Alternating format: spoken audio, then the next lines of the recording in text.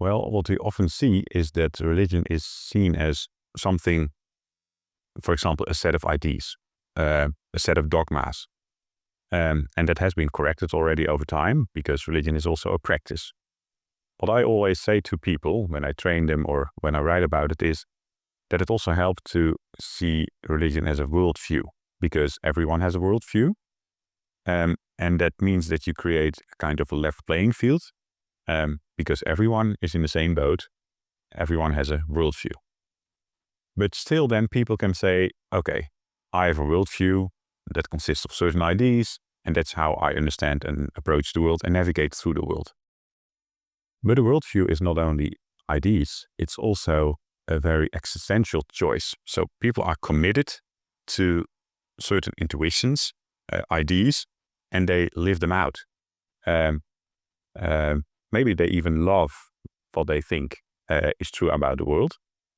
And it's really important to involve that when you talk to people, because then you can really have dialogue. It's not only about, okay, are these ideas that you hold dear true, but also, can you live your ideas? And how do you live them? And can you also test them in life? Because that also shows the resilience of a certain worldview or a religious idea. So in order to go to that level, you have to enter people's personal space, their existential space, and ask them what the deeper beliefs and commitments are. And that's not that easy. So you need an environment in which they feel safe to share personal stories.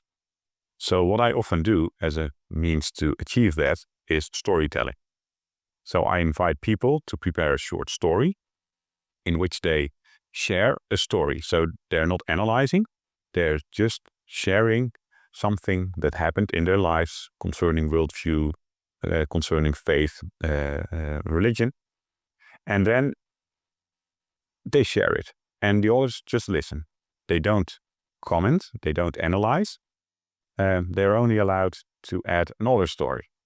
And then there's a whole range of stories that are exchanged. And because people hear the stories, they see how people are moved by their own stories, how it affected their biographies, their professional identity.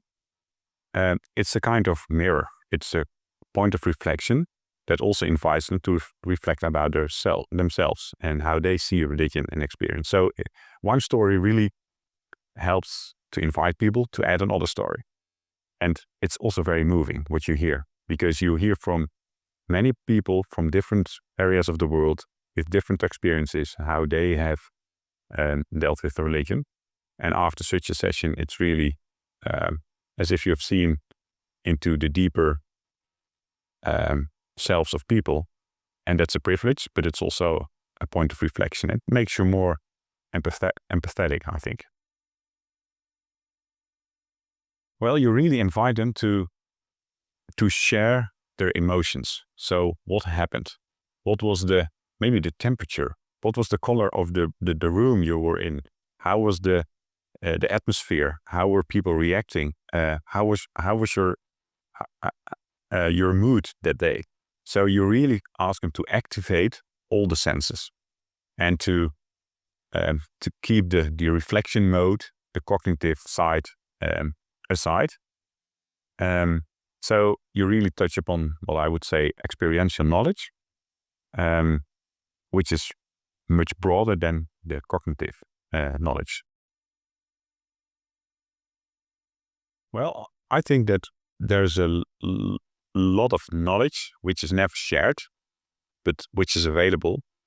And that's knowledge that people experience or gather when they do the actual research. When a researcher is researching religion, it also affects him or her. But they never write a paper on how did this research affect my views on Judaism, Islam, Christianity, interreligious dialogue or something. But what if we could invite them to be more action research oriented? So sharing what happened to themselves and what added value the whole process of this research had, and what kind of knowledge they acquired from it. So I think that would be very interesting. So asking people also to share their own journey and what they learned, because that's often forgotten, but it's maybe sometimes the fruits they might enjoy the most because it's personal and they benefit from it, but they never share it. And it's valuable. It's valuable. So for the others, yes. Sure. So